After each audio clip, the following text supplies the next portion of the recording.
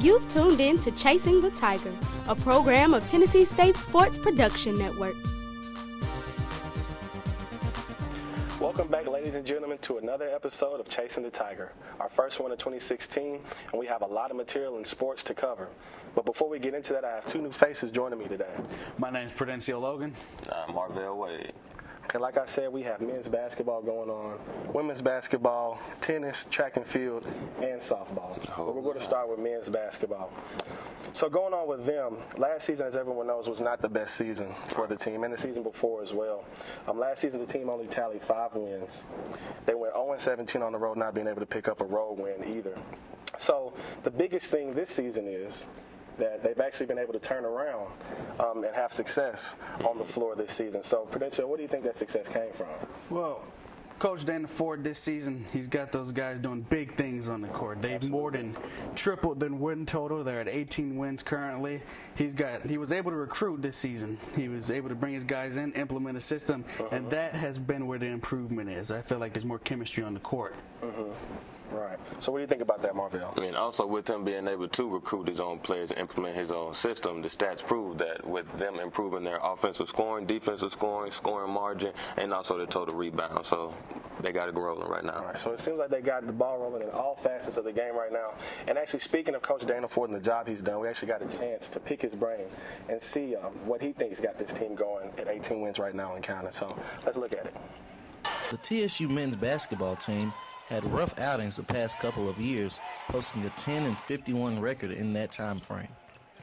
Even with the woes of the last few seasons, Coach Dana Ford feels his second season as head coach has been a success. I really enjoyed it. I love Tennessee State University. I always have from the time I was an assistant coach, and now being the head coach, my feelings grow stronger every day, and we feel like it's a great time to be a Tiger at this moment. Coach Ford says his previous experiences as an assistant coach and his first season as a head coach have helped him out a lot this year. He says he is learning more as he progresses each day. Every day that I've spent prior to becoming a head coach has helped mold me to become the coach that I am. Yeah, it's a learning process every day. This offseason learned a lot about what it's like to be a head coach. 5-26 is a very humbling experience. You have to go back and reevaluate yourself, and we're still learning on the job today. We're learning how to consistently be at the top, so it's an everyday thing. Coach says that there are multiple reasons that factor into this year's winning ways. We feel like we have guys who are a little bit better for the system that we have, for the way that we like to play. We're a little more deeper this year, and we just got a little bit more experience. Last year's team was very inexperienced. They played hard, they competed hard, but they couldn't quite get over the hump. I thought we were going to be better than last year. I didn't know that we'd be playing for a conference championship the last week of the season, but I'm not surprised just by seeing how resilient they've been all year long. This is Joshua Walden reporting for TSPN. So you guys can see what Coach Dana Ford thinks about this team. He's really proud of those guys, and we see where he thinks the success is coming from this season. But there's a couple of guys who have actually accomplished some pretty good things this season. So tell us a little bit about that, Prudencio. One of the new guys Coach Dana Ford brought in, Armani Chaney from Chicago, Illinois. He was awarded OVC Co-Freshman Player of the Week. He exploded for 17 points against Morehead State in a victory for TSU. He's doing great things on the court. Yeah, he is. That's great. And also a couple weeks ago, redshirt senior Karan DeShields from Baltimore, Maryland scored 18 points, and then within those 18 points he scored, he eclipsed his 1,000 career mark, scoring mark for really his career. Deal. So scoring 1,000 points in collegiate ball. Yeah, anytime you get 1,000 points, man, that's a big deal. So switching gears, we're going to move on into the women's basketball. So last season, women's basketball team, OVC championship tournament, first one since the 90s. Big deal around campus, big deal for the team and all the fans. Now fast forward into this season, some bumps and bruises, some growing pains this season with Brianna Lawrence, only one senior on the team. They lost their key players. There are a few games under 500.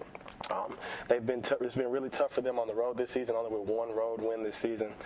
So we actually got a chance to talk to the head coach, Coach Inman, about those things that he sees that they can improve on. After a successful last season, we sat down with Coach Inman to discuss the trials of this year's unit as they attempt to get back in the winner's circle. I think we keep looking for the positives, and I don't think you dwell on the negatives. You have to move on. We kind of know in a way some of the things that we've not been doing. We got better at those. They were just not good enough. And so consequently, I think we will look at the positives again and try to dwell on that more than the negative, and don't worry about the wins and losses. Just let it take care of itself. And, it's certainly not predicated what your season could be. We're not done yet, I hope. And I think our kids are very positive thinkers, and I think they'll come back with a very, very positive attitude. Inman expresses how his team's mentality on the road has equaled their lackluster play away from the Gentry Center.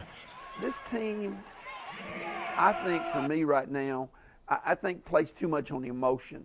And I think when we go on the road, it's negative, the crowd's yelling, blah, blah, blah. That's just part of it. But, I just don't think we play well on the road. I think when we're on the road, I don't think our defense is nearly as good as it is a lot of times when we're home, because we're playing in front of our crowd at home. And they're encouraging us, and we're getting up in people's face, we're doing this, we're doing that. We're on the road, we don't have that same commitment sometimes we need to have and we've got to have.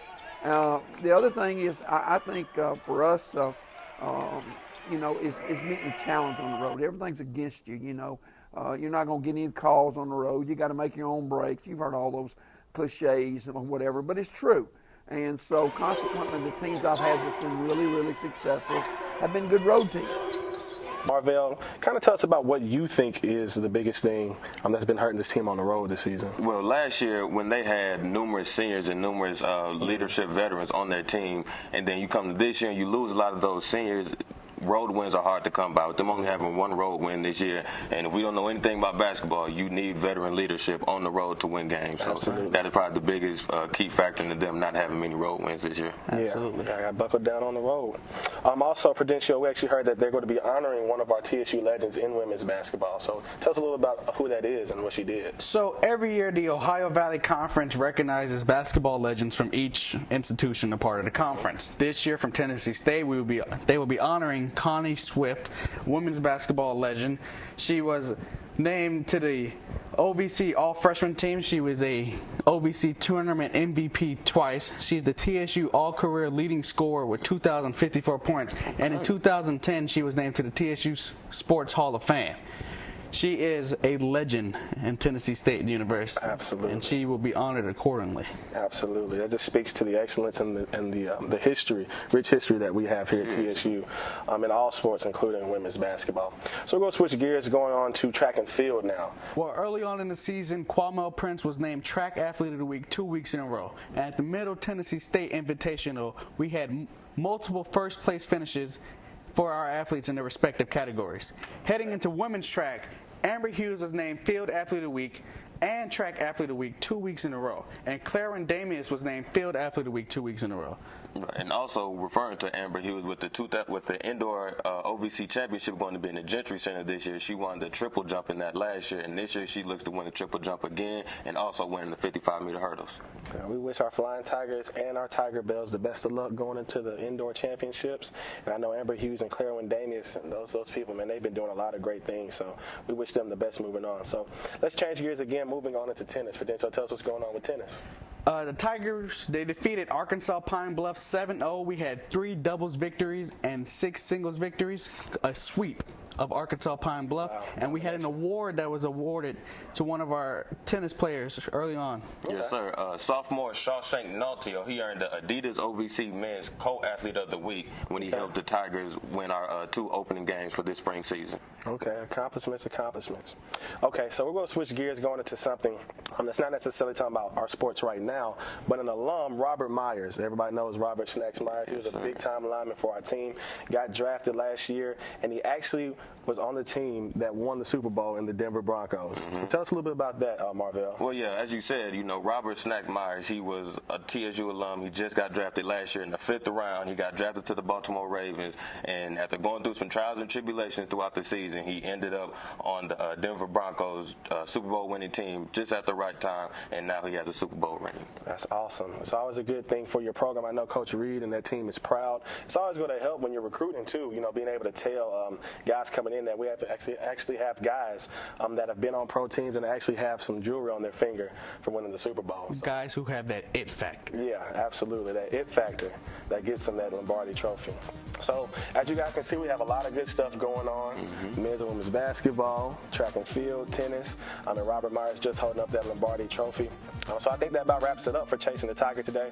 Don't forget, you guys out there can follow us, subscribe on Facebook, Instagram, Twitter, and YouTube at TSU TSPN, because this is our Big Blue. We want you guys to support us.